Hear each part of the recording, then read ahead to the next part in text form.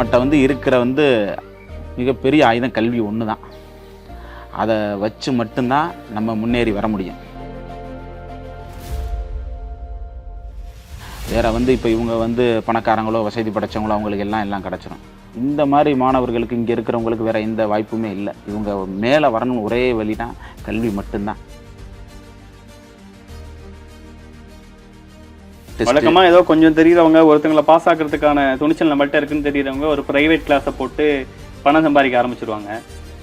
இலவசம் அப்படிங்கிறது நம்மளே ஒரு தெரியாமல் ஒரு இதை ஜெயிச்சு தெரிஞ்சு வந்திருக்கோம்.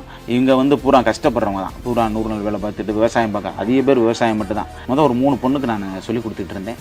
3 பொண்ணு பார்த்தா 10 பேர் ஆனாங்க, 10 பேர் 20 பேர் ஆனாங்க, அப்புறம் 50 பேர், அப்புறம் பார்த்தா 70 பேர் கிட்ட வந்து.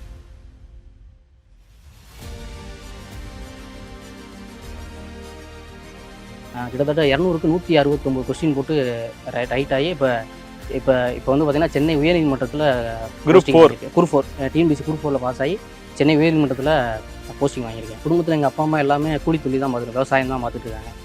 தொழிலாளியின் மகன் ஒரு அரசு ஊழியராக போகிறீங்க. மாற்றிங்க பார்க்காம இருந்திருந்தா இப்போ பார்த்தீங்கன்னா நான் எக்ஸாம் படிச்சுலாம் தெரில, வீட்டிலேருந்து வெளிநாடு கூட அனுப்பி விட்டு வந்துருக்கலாம், வேலைக்கு கூட வெளியே எங்கேயும் போக சொல்லியிருந்தான். இன்னும் எங்கள் ஊருக்கு வந்த பிறகு தான் கிட்டத்தட்ட இந்த 1.5 வருஷத்துலேயே எங்கள் 4 பேர் இந்த ஊர்லேருந்து நாங்கள் போஸ்டிங் வாங்கியிருக்கோம். இந்த இதில் டீச் பண்ணுறதுக்கு அலோவ் பண்ணது எங்கள் சாருக்கு ரொம்ப நன்றி சொல்லிக்கிறேன். அவர் இல்லைன்னா நாங்கள் இந்த நிலைமையில் இருந்திருக்க மாட்டோம். நம்ம வந்து கஷ்டப்பட்டு தான் நம்ம வந்தோம். நம்மளை மாதிரி நிறையா பேர் இங்கே கஷ்டப்பட்டுறக்கூடாது. நமக்கு வழிகாட்ட ஆள் இல்லை, அவங்களுக்கு நம்ம தான் இருந்து வழிகாட்டணும். அப்படின்றனால தான் இதை நம்ம தொடங்கணும். இன்றைக்கி நம்ம வழிகாட்டி இன்றைக்கி ஜெயிச்சு வந்துட்டாங்க. இன்னும் ஏன் மாணவர்கள் இன்னும் அவங்க நிறைய பேர்த்துக்கு வழிகாட்டுறாங்க. அடுத்து அவங்க ஜெயிச்சு வந்தாலும் அடுத்து நிறைய பேர்த்துக்கு வழிகாட்டுவாங்க. இந்த ஊர் எனக்கு யார் என்னன்னே தெரியாது. நான் ஒரு விஓ தான் வந்தேன். இன்றைக்கி இவங்க எல்லா பேருமே எனக்கு ஒரு சொந்தம் மாதிரி ஆயிட்டாங்க.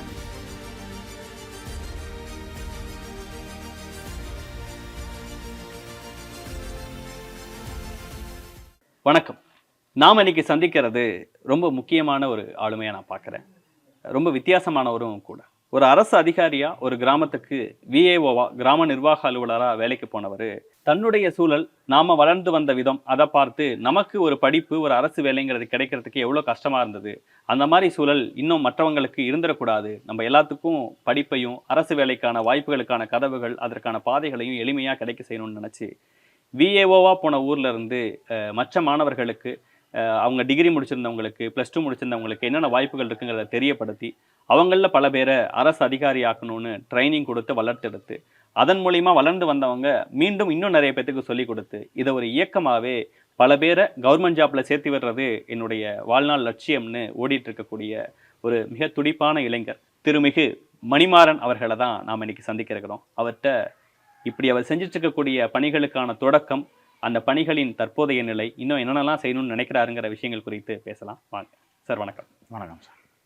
முதல்ல உங்களை பற்றின ஒரு அறிமுகத்தை சொல்லிடுங்க. நான் உங்களை பற்றி படிக்கும்போது புகாரி ஜங்ஷன் சேனலில் தான் உங்களோட வீடியோவை பார்த்தேன்.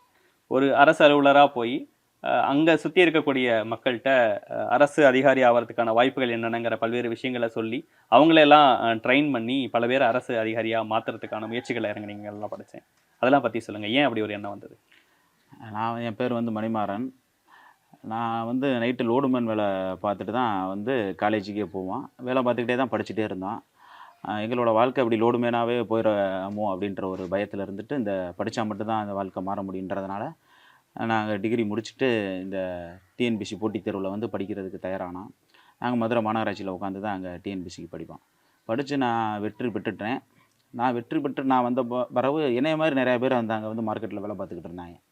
அவங்களெல்லாம் நம்ம வந்த மாதிரி அவங்களையும் ஜெயிக்கல, இல்லைன்னா அவங்களுக்கு வாழ்க்கை அப்புறம் அந்த மார்க்கெட்லேயே போயிருந்துட்டு அவங்களையும் கூட்டிகிட்டு வந்து படிக்க வச்சு வேலை வாங்கி ஜெயிக்க வச்சு வேலை வாங்கி கொடுத்துட்டேன். மதுரையிலேயே. அதோட நான் வந்து எனக்கு முதல்ல விஓ அப்பாயின்மெண்ட்டை இங்கே கமுதியில் தான் எனக்கு போஸ்டிங்கு. நான் இங்கே வந்து ஒரு வில்லேஜில் விஓ வேலை பார்த்துக்கிட்டு இருக்கேன். அது போக இந்த சனி ஞாயிறு நான் போய் இந்த இலவச வகுப்புலாம் வெளியே சொல்லி கொடுத்துக்கிட்டு இருந்தேன். அங்கே நான் மதுரையிலையுமே தனியாக ஒரு சென்டர் எங்கள் பகுதியில் போட்டு அங்கே இருக்கிற எல்லாத்துக்கும் சொல்லி கொடுத்துக்கிட்டு நடத்திக்கிட்டே இருந்தேன். நாங்கள் இங்கே எப்படின்னா மதுரை கிளாஸ் எடுத்தது போக இங்கே இருக்கிறப்ப எப்படின்னா இந்த லீவ் டைம் சனி ஞாயிறில் கிளாஸ் எடுப்போம். அப்போ பார்த்தீங்கன்னா இங்கே ராமநாதபுரம் வேலைவாய்ப்பு அலுவலகத்தில் வந்து இலவச பயிற்சி வகுப்பு நடந்துச்சு. அங்கே நாங்கள் வகுப்பு எடுக்க போனேன். அப்போ போய் நான் அங்கே இலவச வேலைவாய்ப்பு அலுவலகத்தில் வகுப்பு எடுத்துகிட்டு இருந்தேன். அப்போ இந்த ஊரில் இருந்த ஒரு பொண்ணு இங்கேருந்து அங்கே ராம்நாட்டுக்கு வந்திருக்கு வகுப்புக்கு. கமுதியிலேருந்து வந்து என்னை அங்கே பார்த்துட்டு இந்த மாதிரி வகுப்பு எடுக்கிறீங்க அப்படின்ட்டு பார்த்துருச்சு. நான் ஒரு நாள் இங்கே கமுதியில் இங்கே தரக்குடி புனவாசல்ன்ற ஊரில் விஓவாக வேலை பார்த்துட்டு இருந்தேன். அப்போ அந்த பொண்ணு வந்து கேட்டுச்சு, உங்களை நான் வந்து ராம்நாட்டில் பார்த்துருக்கேன், அந்த வேலைவாய்ப்பு அலுவலகத்தில் வந்து பாடம் சொல்லி கொடுத்தீங்களே அப்படின்னு சொல்லிச்சு. ஆமாப்பா அங்கே சொல்லி கொடுத்தேன் அப்படின்ட்டுனே. எங்களால் அங்கே போயிட்டு வர முடியல, இங்கேருந்து நாங்கள் படிக்க போகணுன்னா ராம்நாடு போகணும், இல்லை மதுரை போகணும், இல்லை தூத்துக்குடி போகணும், இவ்வளவு தூரத்தில் போய் தான் படிச்சுட்டு வர வேண்டியதாக இருக்குது, எனக்கு இங்கே சொல்லித்தரீங்களான்னு அந்த ஒரு பொண்ணு முதல்ல கேட்டாங்க. அப்புறம் அவங்க 2 பேர் ஃப்ரெண்ட்ஸோடு வந்து 3 பேர் வந்தாங்க. சொல்லித்தேன். நான் சொன்னேன், வேலை ஒரு 6 மணி 5 மணிக்கு முடிஞ்சிடும், ஈவினிங் வேணால் எங்கள் ஸ்கூலுக்கிட்ட இருங்க, நான் வந்து உங்களுக்கு ஒவ்வொரு சப்ஜெக்டாக சொல்லி கொடுத்துறேன்னு சொல்லி ஒரு 3 பொண்ணுக்கு நான் சொல்லி கொடுத்துட்டு இருந்தேன். 3 பொண்ணு பார்த்தா 10 பேர் ஆனாங்க, 10 பேர் 20 பேர் ஆனாங்க, அப்புறம் 50 பேர், அப்புறம் பார்த்தா 70 பேர் கிட்ட வந்துட்டாங்க. 70 பேர் வந்தோடனே எனக்கு அங்கே உட்கார அந்த சேரெல்லாம் எதுவுமே பத்தலை. அப்புறம் அந்த ஊராட்சி மன்ற தலைவரில் அப்போ திவாகரன் ஒருத்தர் இருந்தாங்க, அவங்கள கூப்பிட்டு இப்படி இருக்குன்னு சொன்னோன்னே அவங்க ஊர் சார்பாகவே பேசி சேரெல்லாம் எல்லாமே அரேஞ்ச் பண்ணி வாங்கி கொடுத்துட்டாங்க. அதோட நாங்கள் வந்து எப்படின்னா, நான் ஒரு சப்ஜெக்ட் எடுத்துக்கிட்டு இருக்கேன். அப்போது நம்ம பாஸ் ஆகி வந்த விஓ நம்ம ஃப்ரெண்ட்ஸில் இருக்கவங்களெல்லாம் கூப்பிட்டு, நீங்கள் மதுரையில் லோட்மேனாக இருக்கும்போது சொல்லிக் கொடுத்த அவங்கெல்லாம் வந்தாங்க. ஆமாம் வந்தாங்க, வந்து இங்கே வந்து எடுத்தாங்க. அது போக இங்கே விஓவா இந்த மாதிரி கஷ்டப்பட்டு நம்மளை மாதிரி சூழ்நிலையில் ஒருத்தர் தம்பி மரிய சுதீஷன் வந்து கடலுக்கு மீன் பிடிக்க போகிறவர் தான். அவர் அதில் இருந்தால் பாஸ் பண்ணி போலீஸ்லேருந்து விஓக்கு வந்தார். அவர் வந்து மேக்ஸ் எடுப்பார். நாங்கள் வந்து எப்படின்னா சாயந்தரம் டெய்லி 5 மணிக்கு இப்படி எப்படின்னா, இந்த ஊருக்கு பஸ்ஸு கிடையாது, இந்த சுற்று வட்டாரத்தில் இருக்கவங்கலாம் மகளிர்லாம் எப்படின்னா 100 நாள் வேலைக்கு போக ஆடு மாடு பார்க்க இப்படி இருப்பாங்க. அவங்க வெளியூரில் போய் படிக்கிறேன்னா, ஆனால் படிக்கணும்னு ஆசை இருக்குது, பட்டு வெளியூரில் போய் படிக்கணும்னா அவங்களால படிக்க முடியல. என்னை பொறுத்தளவு டவுனில் நாங்கள் வகுப்பெடுப்போம், அங்கே கூட அவ்வளவு இதாக இருக்க மாட்டாங்க. இங்கெல்லாம் ஒரு பொண்ணுலாம் 100 நாள் வேலைக்கு மாடுலாம் பாட்டு வந்து பார்க்க 25 கொடுத்தா சம்முக்கு 25 சம் போடுவான். கொஸ்டினே ஆன்சர் பண்ணுவாங்க. நாங்களே ஆச்சரியப்படுவோம். பார்த்தா பிஎஸ்சி மேத்ஸ் முடிச்சிருக்காங்களாம், 100 நாள் வேலைக்கு பார்த்துட்டு மாடு வேலை பார்த்துட்டு அப்படி இங்கே இருக்காங்க. ஏன்னு கேட்டால் வெளியே எங்களால் வர முடியாத சூழ்நிலையில் இருக்காங்க. அப்போ இவங்கள பேர் இங்கே திறமையான ஆள் இருக்காங்களே வந்துட்டு, அப்போ நாங்கள் டெய்லி சாயந்தரம் கிளாஸு அந்த சுற்று வட்டாரத்துலேருந்து நம்ம கவர்மெண்ட் ஃப்ரீ பஸ் வரும், அந்த பஸ்ஸில் தான் எல்லாருமே வருவாங்க. வந்து வகுப்புக்கு சாயந்தரம் வந்துடுவாங்க. திருப்பி 6:45 திருப்பி இந்த ஊர் கடைசி பஸ்ஸாக தான் அந்த ஃப்ரீ பஸ்லேயே எல்லா பேரும் போயிடுவாங்க. டெய்லி சாயந்தரம் கண்டினியூஸாக கிளாஸ். அப்புறம் சனி ஞாயிறு ஃபுல்லாகவே கிளாஸ் எடுக்க ஆரம்பிச்சிட்டோம். அப்புறம் நான் மரிய சுதீஷ் எல்லாருமே கிளாஸ். டெஸ்ட்டு புக்கு வைஸாக டெஸ்ட்டு நடத்துறது. டெஸ்ட் வழக்கமாக ஏதோ கொஞ்சம் தெரிகிறவங்க ஒருத்தங்களை பாஸ் ஆகிறதுக்கான துணிச்சல் நம்மள்கிட்ட இருக்குன்னு தெரிகிறவங்க ஒரு ப்ரைவேட் கிளாஸை போட்டு பணம் சம்பாதிக்க ஆரம்பிச்சிடுவாங்க. இலவசம் அப்படிங்கிறது இது நம்ம ஒரு சேவையாக செய்யணுங்கிற மனப்பான்மை. நம்மளே கஷ்டப்பட்டு இருந்து தான் இந்த இடத்துக்கே வந்திருக்கோம். நம்மளை மாதிரி நிறைய பேர் இங்கே கஷ்டப்படுறவங்க இருக்காங்க. இப்போ எனக்கு முதல்ல வந்து இந்த போலீஸ் இதை பற்றி தெரியாது, இப்படி டிஎன்பிசி இருக்குன்னு தெரியாது. 2012 ரொம்ப ஈஸியாக தான் இருந்திருக்கு கொஸ்டின். அந்த டயத்தில் நமக்கு அதை பற்றி அவேர்னஸ்லாம் இல்லை. நம்மளே ஒரு தெரியாமல் ஒரு இதை ஜெயிச்சு தெரிஞ்சு வந்திருக்கோம். அப்படின்றப்ப இங்கே தெரியாதவங்களுக்குலாம் நம்ம தான் சொல்லிக் கொடுக்கணும். இவங்க வந்து பூரா கஷ்டப்படுறவங்க தான், பூரா 100 நாள் வேலை பார்த்துட்டு விவசாயம் பார்க்க. அதிக பேர் விவசாயம் மட்டும்தான். பேருந்து வசதி இங்கே நமக்கு கம்மியான இதுதான். இவங்க ரொம்ப தூரத்துக்கு அலைஞ்சு தான் போய் படிக்க வேண்டிய சூழ்நிலை இருந்துச்சு. அதுதான் பார்த்தோம்னா, நான் கூட எதிர்பார்க்கல அவ்வளோ பேர் வருவாங்கன்னு நான் எதிர்பார்க்கல. நான் அவ்வளோ பேர் மகளிர் தான் அதிக பேர் எனக்கு. ஆனால் வந்தாலும் டெஸ்ட்டும் கடுமையான போட்டியாக இருக்கும். மார்க் எடுத்தால் எல்லோரும் 95 எடுத்தால் 4 பேர் 94, 94 3 பேர், அவ்வளோ டஃப்பாக டைட்டாக வந்து நிற்கி அவ்வளோ பேர் படிச்சுட்டு வருவாங்க. டெய்லி பார்த்தா 4 மணிக்கெலாம் எந்திரிச்சு ஊரில் படிக்க ஆரம்பிச்சிட்டாங்க. போகிற வாரம் எல்லோரும் புக்கோடவே செய்ய ஆரம்பிச்சிட்டாங்க. அந்த மாதிரி அப்படியே மாறிடுச்சு. இந்த கிராமமே ஒரு மாதிரி அரசு வேலைக்கு போகணுங்கிற எண்ணத்தோட மாறிடுச்சு. 100 நாள் வேலையில் முதற்கொண்டு அவங்க எதாவது பேசிக்கிட்டோம், பேசுகிறப்பறம் இதே பேச்சாவே போகிற வச்சு எல்லாமே பரவிடுச்சு. நாங்கள் எந்த இதுலையுமே எதுவுமே விளம்பரம்லாம் எதுவுமே பண்ணலை. வகுப்பு நடக்கும் ஒவ்வொரு ஆள் மூலியமாக சொல்லி எங்களுக்கு இவ்வளோ பேர் வந்துட்டாங்க. நான் கண்டினியூஸாக ஃபுல்லாக டெஸ்ட்டு போட்டு இவங்களை ஃபுல்லாக கொண்டு வந்தாச்சு. எல்லாருமே இது பண்ண மாட்டாங்க, கரெக்டாக வந்து டெஸ்ட் அடிச்சுடுவாங்க. ஆப்சன்டேஸே எங்களுக்கு இருக்காது. எங்களுக்கு போக ஸ்ட்ரென்த்து கூட தான் செஞ்சிச்சு, குறையவே இல்லை. நாங்களும் வகுப்புகளை வந்து ரொம்ப இதெல்லாம் நல்லா ஷார்ட்கட்டாகவே சொல்லி கொடுத்துருவோம். ரொம்ப ஈஸியாக எளிமையாக புரிகிறபடி ஷார்ட்கட் மெத்தட்லேயே தான் அவங்களுக்கு வகுப்புகள்லாம் சொல்லிக் கொடுத்துருவோம். சிலபஸ் என்னவோ சிலபஸ் தான். சிலபஸை விட்டு தேவையில்லாத ஏரியாக்கெல்லாம் அவங்களுக்கு போகிறதே இல்லை. சிலபஸில் என்ன இருக்கோ அதை மட்டும் தான் அவங்களுக்குமே நடத்தணும். அந்த ஊரில் கிளாஸ் எடுத்துக்கிட்டு இருப்போம். அந்த சின்ன குழந்தைங்க அந்த இல்லம் தேடி கல்வியில் படிக்கிறவங்க வெளியே உட்காந்துருந்தாலும் அவங்களையுமே நாங்கள் கேள்வி கேட்டுக்கிட்டே இருப்போம். ஜிகேலாம் என்ன ஏதுன்னு. அப்புறம் அவங்களையும் நம்ம கொண்டு வரணும். சின்ன பையன்லாம் விளாண்டுக்கிட்டு ஃபோன் ஓட்டிக்கிட்டு நான் சின்ன பிள்ளைகளை கபடி விளாண்டுக்கிட்டு இருந்தனால கபடி பிள்ளையர் இருந்தேன்னா அவங்களுக்கு ஒரு கிரவுண்டை ரெடி பண்ணி கொடுத்து அவங்களை அங்கே கபடி விளாட விட்டாச்சு. இவங்க முடிஞ்சோன்னா 7 மணிக்கு மேலே அவங்ககிட்ட போய் சொல்லிக் கொடுத்து அப்படி விளாடுங்க. நான் அப்புறம் கிரிக்கெட் விளாண்டு ஒரு சின்ன பையன் இருந்தாங்க. அவங்கள எல்லாருமே கிரிக்கெட் விளாடுங்கப்பா, ஒன்று விளாடுங்க இல்லை படிங்க, ஏதாவது அவங்க ஒரு ஆக்டிவிட்டியில் இருக்கணும். அதுக்காக நம்ம வந்தோம் சொன்னோன்னே இந்த இதில் எல்லாருமே கேட்டு அப்படியே மாறி வந்துட்டாங்க. கிரிக்கெட் டீமும் போய் இப்போ சுற்று வட்டாரத்துலலாம் பரிசு எடுத்துகிட்டு வந்துடுறாங்க. கபடி டீமும் போய் கபடிலாம் விளாண்டுட்டு வர்றாங்க. இந்த வகுப்புக்கு வர்ற மாணவர்களும் என்றைக்கும் குறையல. இப்போ இவங்க எவ்வளோ பேர் பாஸ் ஆனாங்க, எவ்வளோ பேர் படிச்சுட்டு இருந்தாங்க? ஒரு தம்பி வந்து மெடிக்கல் ரெக்யூர்மெண்ட் போர்டு எம்ஆர்பின்னு மருந்தாளர் பணியிடத்துக்கு தேர்வு வந்துச்சு. அந்த தம்பி என்கிட்ட தான் வந்து தமிழ் அதில் இருந்துச்சு, என்கிட்ட தான் வந்து படித்தாப்புல. மற்ற எம்ஆர்பிக்கு மட்டும் அவர் தனியாக படிச்சுட்டாப்புல. அவர் தான் எங்களுக்கு ஃபஸ்ட்டு ஒரு ரிசல்ட் கொடுத்தாரு. அது எப்படி ரிசல்ட்னா, தமிழ்நாடு அளவில் நடந்த தேர்வு அது. இந்த குக் கிராமத்திலேருந்து அவர் தான் தமிழ்நாட்டிலேயே முதல் மாணவராக வந்தாப்புல. அதுதான் எனக்கு ஆமாம், அவர் நம்மகிட்ட தமிழ் படித்தார். தமிழ் தான் நாங்கள் அவருக்கு தான் ஒரு சப்ஜெக்ட் தமிழ் இருக்குது, தமிழ் நாங்கள் சொல்லிக் கொடுத்தோம்.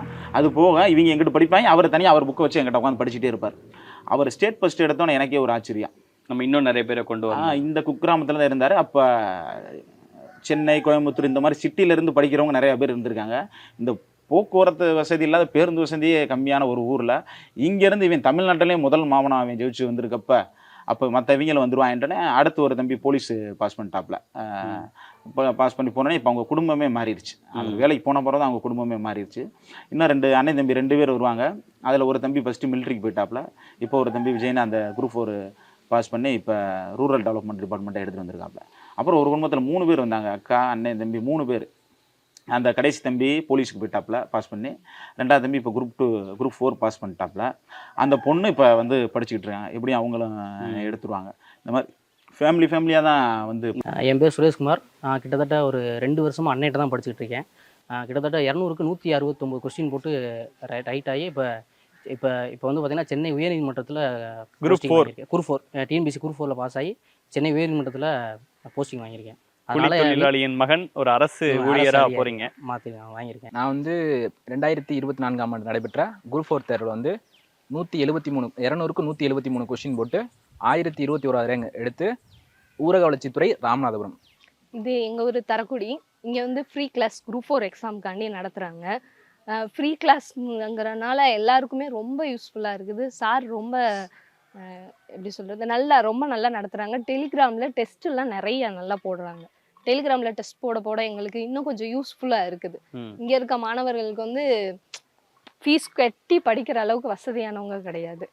எல்லாருமே கொஞ்சம் கஷ்டப்படுற வீட்டிலேருந்து தான் வர்றாங்க. அதனால் இந்த கிளாஸ் வந்து எல்லாருக்கும் ரொம்ப யூஸ்ஃபுல்லாக இருக்குது. எங்கள் ஊர்லேருந்து நிறைய பேர் பாஸ் பண்ணியிருக்காங்க. அது எங்களுக்கு இன்னும் கொஞ்சம் மோட்டிவேஷனாக இருக்குது. இப்போ வந்து நான் ஒரு சாதாரண விவசாயி தான். 62 வயசாச்சு. நான் எத்தனையோ வியோவை பார்த்துட்டேன். இந்த அளவுக்கு பண்ணக்கூடிய பையன் யாருமே கிடையாது. ஏன்னா அந்த அளவுக்கு பண்ணார். இப்போ நிறையா பேர் இப்போ எங்களுக்கு ஒரு 14 பேர் இவரை பின்னாடி வேலைக்கு போயிட்டாங்க. என் மருமகளே குரூப் 2ல் பாஸ் ஆகுச்சு. என் மருமகளே குரூப் 2ல் 2 லட்சம் பேரில் பாஸ் ஆகுச்சு. சங்கரேஸ்வரின்னு அது மெயினில் வந்து தட்டி விட்டாங்க. அது வந்து எது காரணமோ தெரியாது. அதுக்கு அடுத்து ஐடிகேல பாஸ் ஆகி 6 பேர் பாஸ் ஆகினா 5 பேர் பரீட்சை எழுதினாங்க. 5 பேர் பாஸ் ஆகிட்டாங்க. இப்போ அதில் தான் இருக்காங்க. என் பேரன் ஒருத்தன் போலீஸ் ஆகியிருக்கான். பூராமே நம்ம ஊரில் அதிகமானது இப்போ அந்த அடுத்து விருதுநகர் தாண்டி ராமநாதபுரம் மாவட்டம் வந்துருச்சு. இதுக்கு காரணம் வந்து புனவாசல் விஓவாக இருந்த மணிமாறன். கிராமத்தில் பல பேர் அரசு அதிகாரிகளாக உருவாக்குறதுக்கான ஸ்டெப்ஸ் எடுத்துருக்கீங்க. இந்த உங்களுக்கு என்ன திருப்தியை கொடுக்குது அப்படி ஒரு விஷயத்த பண்ணும்போது? அதாவது நம்மகிட்ட வந்து இருக்கிற வந்து மிகப்பெரிய ஆயுதம் கல்வி ஒன்று தான். அதை வச்சு மட்டும்தான் நம்ம முன்னேறி வர முடியும். வேறு வந்து இப்போ இவங்க வந்து பணக்காரங்களோ வசதி படைச்சவங்களோ அவங்களுக்கு எல்லாம் கிடச்சிரும். இந்த மாதிரி மாணவர்களுக்கு இங்கே இருக்கிறவங்களுக்கு வேறு எந்த வாய்ப்புமே இல்லை. இவங்க மேலே வரணும் ஒரே வழினா கல்வி மட்டும்தான். அதில் இவங்க முயற்சி செஞ்சால் மட்டும்தான் மேலே வர முடியும். அடுத்து இன்னமும் மாணவர்களை குரூப் 2 குரூப் 1 வரைக்கும் ட்ரெயின் பண்ணிட்டு தான் இருக்கும். இப்போ அப்படி பாஸ் ஆனவங்கள மறுபடியும் ஃப்ரீயாக இருக்கும்போது டைம் கிடைக்கும்போது இங்கே வந்து சொல்லிக் கொடுங்க அப்படின்னு அவங்களாம் வந்து சொல்லிக் கொடுத்துருக்கிறதையும் கண்டிப்பாக வந்து நான் வந்து வகுப்பு எடுத்துக்கிட்டு இருக்கையிலே பாடம் நடத்தையிலேயே மார்க்கு அவங்க எடுத்துக்கிட்டு இருக்கையிலே அதில் ஒவ்வொரு ஆளையும் தேர்வு எடுத்துகிட்டு ஒரு டாப்பிக்கை கொடுத்து இந்த டாப்பிக்கை டெப்த்தாக படிச்சுட்டு நாளைக்கு அந்த டாப்பிக்கை நீ தான் நடத்தணும்னு அவங்களே நடத்த விட்டுருக்கேன்.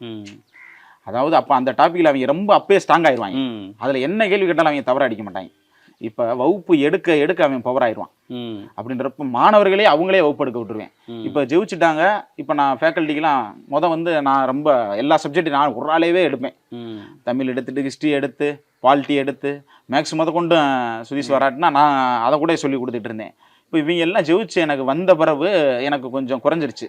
நான் என்னோட ஒரு டாபிக் மட்டும் தமிழ் மட்டும் எடுத்தேன். மற்ற டாபிக் அவங்களுக்கு பிரித்து கொடுத்து இப்போ அவங்களே எடுத்துறாங்க. டீச்சிங் வந்து சூப்பராக இருந்துச்சு. எப்படின்னா நம்ம வந்து ஒரு ஸ்கூல் புக்கு படிக்கிறோம்னா அந்த கண்டென்ட் ஓரியன்டாக மட்டும்தான் படிப்போம். இங்கே வந்து எப்படி இவங்க சொல்லிக் கொடுத்தாங்கன்னா ஒரு கதையாக ஷார்ட்கட்லேயே சொல்லிக் கொடுத்தாங்க. அது வந்து நமக்கு ரொம்ப யூஸ்ஃபுல்லாக இருந்துச்சு. நீங்களும் என்னை மாதிரி சொல்லிக் கொடுக்கணும். தெரிஞ்சு கற்றுக்குங்க. தெரிஞ்சது அடுத்த ஆளுக்கு சொல்லிக் கொடுங்க அப்படின்றதுல தான் எங்களை வந்து இந்த இதுக்குள்ளே அறிமுகப்படுத்தினார். இந்த இதில் டீச் பண்ணுறதுக்கு அலோவ் பண்ணது எங்கள் சாருக்கு ரொம்ப நன்றி சொல்லிக்கிறேன். அவர் இல்லைன்னா நாங்கள் இந்த நிலைமையில் இருந்திருக்க மாட்டோம். வாய்ப்புகள் கிடைக்காம நிறைய பேர் ட்ரை பண்ணியிருந்தாங்க. அதை வந்து இங்கே இருந்த கூட்டத்தை வச்சு நம்ம பார்த்து கண்டுபிடிச்சிக்கலாம். இவ்வளோ பேர் வாய்ப்பு கிடைக்காம இருந்தாங்கன்றது அதுக்கு ஒரு உதாரணம். அவங்க வந்ததுக்கப்புறம் என்ன மாற்றம் அப்படின்னு கேட்டால், ஒவ்வொரு ஊர்லேயும் ஒரு சிறப்பு இருக்கும். ஒரு ஊரில் ஏதோ ஒரு விஷயத்தை பேர் சொல்லுவாங்க. அந்த மாதிரி ஒரு சில ஊருக்குன்னு ஒரு சிறப்பு இருக்கும். ஒரு ஊரில் மது, இந்த ஊரில் இந்த இதுக்கு தான் ஃபேமஸ் அப்படின்னு கூட இருக்கலாம். அந்த மாதிரி ஒரு ஊர் எங்கள் ஊர். அந்த பேர்லேருந்து கல்விக்காக ஃபேமஸ் ஆச்சு. ஏன்னா படிக்க வந்தவங்க எங்கள் ஊருக்கு வந்தது ஃபஸ்ட்டு சார் வந்ததுக்கப்புறம் தான். அவர் எப்போ உள்ளே வந்து இந்த சொல்லிக் கொடுக்குறேன்னு சொன்னாரோ அது வரைக்கும் எங்கள் ஊரில் இந்த மதுபான கடைக்கு வந்த மக்களை காட்டிலும் படிக்க வந்த பிள்ளைங்க அதிகம். அப்படின் போது எங்களோட ஊரோட பேர் சுற்று வட்டார எல்லா பகுதியிலையும் மாறிடுச்சு. அதை நான் பெருசாக பார்க்குறோம். ஏன்னா அதை விட பெருசு வருவதில்லை. ஒரு கீழ்த்தரமாக ஒரு மதுவில் ஃபேமஸான ஊரை காட்டிலும் கல்வியில் ஃபேமஸ் ஆகுறா அப்படின்னு சொல்லும்போது அதுவே எங்களுக்கு ஒரு ப்ளஸ் பாயிண்டாக இருந்துச்சு. Group 4 Group 2 எல்லா எக்ஸாம்ஸ் சொல்லி கொடுக்குறாங்க. நல்லா எங்களுக்கு புரியுற மாதிரி சாரோட கிளாஸ் ரொம்ப நல்லா இருக்கு. எங்களுக்கு புரியுற மாதிரி இருக்கு. எத்தனை பேர் கேர்ள்ஸுக்கு ரொம்ப யூஸ்ஃபுல்லா இருக்கு. கேர்ள்ஸ் நிறைய பேர் வந்து படிக்கிறாங்க. ஃப்ரீ கோச்சிங்னால அவங்களுக்கு இன்னும் கொஞ்சம் யூஸ்ஃபுல்லா இருக்கு வந்து படிக்கிறதுக்கு. நாங்களும் ஃபீஸ் கட்டிலாம் நானும் படிச்சிருக்கேன் எக்ஸாமுக்கு. ஆனா இந்த அளவுக்கு இல்லை. இப்போ ஒரு 2 வாரமா தான் வந்து படிக்கிறேன். ஆனா இது இன்னும் எனக்கு ரொம்ப யூஸ்ஃபுல்லா இருக்கு. டெஸ்ட் நிறைய வைக்கிறாங்க டெலிகிராம்ல. அது டெய்லி போட அதனால யூஸ்ஃபுல்லா தெரியுது எங்களுக்கு. யாராவது இப்படி சொல்லி கொடுக்குறேன் அப்படின்னு வந்தாலும் மக்கள் அவ்வளோ நம்பி வந்து அவ்வளோ படிக்கிறதுக்குலாம் வரமாட்டாங்க. வரமாட்டாங்க. ஃபீஸ்னா கிராமத்துல கண்டிப்பா வரமாட்டாங்க. நாங்களே போய் படிக்க மாட்டோம் ஃபீஸ்னா. சார் ஃப்ரீ கோச்சிங் எடுக்கிறனால தான் நாங்கள் வந்து அதுதான் இங்கே நிதர்சனமான உண்மை. எப்படின்னா அவர் வந்து எங்களுக்கு வந்து கல்வி மட்டும் சொல்லி தரல, ஒரு டிசிப்ளின்னா என்னென்னு சொல்லி கொடுத்துருக்காரு. ஸ்போர்ட்ஸில் வந்து எப்படி இருக்கணும் எல்லாமே சொல்லி கொடுத்துருக்காரு. அதனாலே ரொம்ப சந்தோஷமாக இருக்குது. இந்த அண்ணன் எங்கள் ஊருக்கு வந்த பிறகு தான் கிட்டத்தட்ட இந்த 1.5 வருஷத்துலேயே எங்கள் 4 பேர் இந்த ஊர்லேருந்து நாங்கள் போஸ்டிங் வாங்கியிருக்கோம். இப்போ ஒரு வராமல் இருந்தால் உங்களுக்கு கவர்மெண்ட் எக்ஸாம்ஸ் பற்றின அவேர்னஸ்லாம் இருந்ததா? இல்லை, அண்ணன் வராமல் வந்து இது முன்னே சத்தியமாக அதை பற்றிலாம் தெரியாது. Group 4 பற்றி இந்த ஒரு எக்ஸாம் இருக்குன்னு கூட எங்களுக்கு தெரியாது. எக்ஸாம் இருக்குன்னே தெரியாது. எக்ஸாம் இருக்குன்னே தெரியாது. எங்களுக்கு தெரிஞ்செல்லாம் பிசி போலீஸ் எக்ஸாமு இது மட்டும்தான் எங்களுக்கு தெரியும். மற்றபடி டிஎன்பிசி எக்ஸாம் இருக்கிறதே எங்களுக்கு தெரியாது. அண்ணன் வந்த பிறகு தான் எல்லாமே. இப்போ நீங்கள் சொன்ன மாதிரி உங்கள் அண்ணனை உங்கள் லைஃப்பில் பார்க்காம இருந்தீங்கன்னா என்னவா இருப்பீங்க? பார்க்காம இருந்திருந்தா இப்போ பார்த்தீங்கன்னா நான் எக்ஸாம் படிச்சுன்னா தெரில, வீட்டிலேருந்து வெளிநாடோட அனுப்பி விட்டு இருந்திருக்கலாம், வேலைக்கு கூட வெளியே எங்கேயும் போக சொல்லி இருந்திருக்கலாம். அந்த மாதிரி இருந்திருக்கும். இல்லைனா வந்து மேபி லேட்டாக கூட இருந்திருக்கும். முன்னாடி வந்து ஒரு விழிப்புணர்வு இல்லாமல் அவேர்னஸ் இல்லாமல் இந்த எக்ஸாமுக்கு வந்து இப்படி தான் படிக்கணும்னு ஒரு சரியான பாதை தெரியாமல் இருந்துச்சு. அவங்க வந்து ஓரளவு இப்படி தான் படிக்கணும் அப்படின்னு சொல்லி கொடுத்தாங்க. அது கொஞ்சம் யூஸ்ஃபுல்லாக இருந்துச்சு. இப்போ இந்த இவ்வளோ பேர் வராங்கிறத பார்த்துட்டு பக்கத்தில் இருக்க கவர்மெண்ட் ஸ்கூலில் நீங்கள் கேட்டு மறுபடியும் இந்த ஸ்கூலில் பண்ணிக்கிட்டு இருக்கீங்களா இன்னைக்கு? ஆமாம், அதாவது இதில் என்ன ஒன்றுன்னா, நான் வகுப்பு எடுத்து முடிச்சுட்டேன், ரிசல்ட் வந்துருச்சு. எனக்கு விஓலேருந்து ஆர்ஐ ப்ரமோஷன் வந்துருச்சு. விஓ வரைக்கும் நான் அந்த வில்லேஜில் இருந்தேன். நான் வந்து டெய்லி எடுத்துகிட்டு இருந்தேன். அடுத்து என்னால் எடுக்க முடியல. சென்னாயிரம் மட்டும் தான் எடுக்கணும். அந்த ஸ்கூலில் ஒரு ரெனோவேஷன் வேலை நடந்துச்சு. ஒரு பொண்ணு வீரசோளத்தில் வந்து காய்கறி வியாபாரம் பார்த்துக்கிட்டு, அவங்க அப்பா கூட காய்கறி வேலை தான் பார்க்கும். அந்த பொண்ணு என்ன பண்ணுச்சுன்னா, நம்மகிட்ட படிச்சுட்டு போய் போலீஸ் பாஸ் பண்ணிருச்சு. பாஸ் பண்ணிவிட்டு எனக்கு ஃபோன் பண்ணுது, அண்ணே நான் பாஸ் பண்ணிட்டேன், ஆனால் நீங்கள் எல்லாத்தையும் இப்படி விட்டுட்டு போகிற மாதிரி இருக்குது, இப்படி விட்டுட்டு போயிடுறீங்களே, பாதி பேரும் வந்துட்டு பாதி பேர் நாங்கள் எல்லை அடைஞ்சிட்டோம், இன்னும் எல்லை அடையாமல் நிறைய பேர் நின்றுட்டாங்க, அவங்களெல்லாம் திருப்பி தொடர வைக்கணும்னா நம்ம இது பண்ணணும்னு நாம் அப்போ திருப்பி அந்த வகுப்பை திருப்பி கேட்குறோம். அங்கே வந்து என்னென்னா கட்டண வேலை நடக்கிறனால பார்ப்போம். அப்புறம் இங்கே இந்த ஊரில் அனுமதி கேட்டோம். அந்த விடுமுறை நாட்களில் நீங்கள் எடுத்துக்கங்க அப்படின்னு சொல்லியிருக்காங்க. இங்கே சுற்று வட்டாரத்தில் இருக்க எல்லா ஊரில் இருந்து எல்லோரும் இங்கே வந்து படிக்க வர்றாங்க. இப்போ நிறைய பேர் ஜெயிச்சுக்கிட்டு இருக்காங்க. இனி அடுத்த Group 4 எங்களுக்கு இன்னும் அதிக வெற்றி கிடைக்கும்னு உறுதியாக நம்புகிறோம். உறுதியாக வெற்றி பெறுவோம். நாங்கள் ஒரு டெலகிராம் ஆப் வச்சுருக்கோம். இந்த வீட்டில் இருந்து, அதாவது இங்கே இருக்கிறவங்க மட்டும் படிச்சுட்டு சில பேர் வீட்டில் குழந்தைகளை பார்த்துட்டு படிக்க முடியாதவங்க, வேலைக்கு போயிட்டே படிக்கிறவங்க நிறைய பேர் இருக்காங்க. அவங்க எல்லாரும் பயன்பெறணும் அப்படின்னு டெய்லி டெஸ்ட் பேஜ்னு ஒரு டெலகிராம் ஆப் இருக்குது. அந்த ஆப்பில் வந்து நாங்கள் டெய்லி கொஸ்டின் போட்டுக்கிட்டே இருக்கோம். ஒவ்வொரு டாப்பிக்காக சிலபஸ் வைஸாக போட்டு அதில் படித்து டெய்லி கொஸ்டின் போட அவங்களுக்கெல்லாம் ஈஸியாக நம்ம மாணவர்கள் இந்த வெற்றி பெற்று ஜெயிச்சு இப்போ மாணவர்கள் அவங்க நாங்கள் எல்லாரும் சேர்ந்து தான் கொஸ்டின் எடுத்து அதில் போட்டுக்கிட்டே இருக்கோம். இப்போ நிறையா பேர் அதில் இணைஞ்சிருக்காங்க.